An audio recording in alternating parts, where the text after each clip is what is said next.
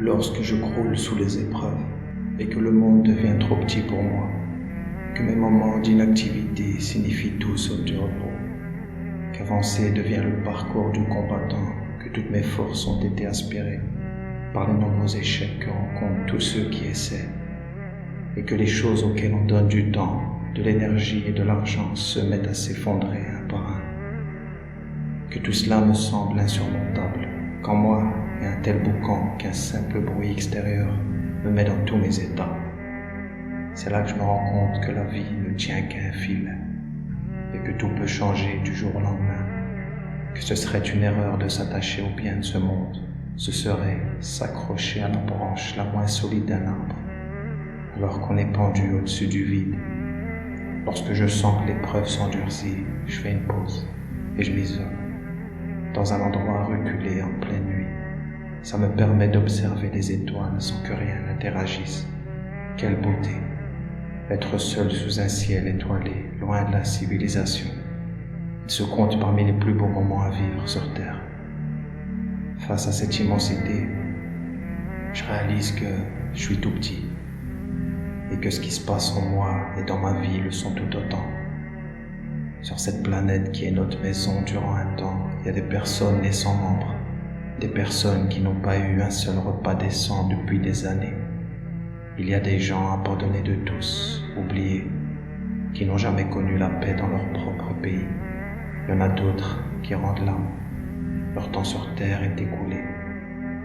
Au même moment, d'autres viennent au monde. Pour eux, l'épreuve vient juste de commencer. J'observe ce monde presque infini d'étoiles durant des heures et des heures s'écoulant comme des minutes, pendant que tout cela me traverse l'esprit. Après tout finit par passer. Et je me dis que bien qu'on soit des milliards sur Terre, nous ne sommes qu'un point dans l'univers, et nous ne pourrions fuir nulle part. Qu'il nous faut alors accepter toute situation, et se persuader que c'est un bien, car ça l'est. On s'en rendrait compte si nous ôtions le voile de l'illusion.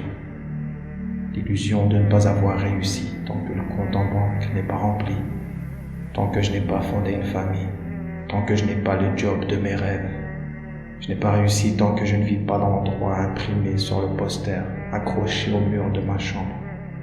Et si je n'ai pas une certaine notoriété dans les réseaux, je n'aurais pas vraiment existé. Tu sais, si tu disparais, la dernière à t'oublier sera ta mère, la dernière à prier pour toi, la première à te pleurer.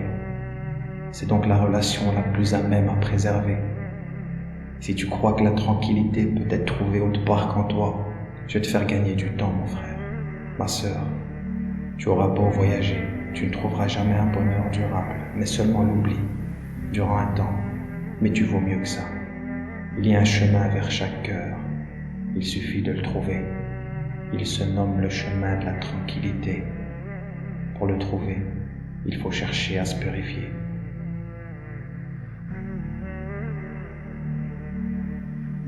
Je pense que l'un des plus grands pas que pourrait faire l'homme, ce serait d'être heureux dans l'adversité, peu importe où il se trouve. Il verrait alors le secours se présenter à lui, bien avant qu'il n'atteigne la limite de ses capacités. Lorsqu'une chose devient difficile, une autre se facilite, c'est une loi.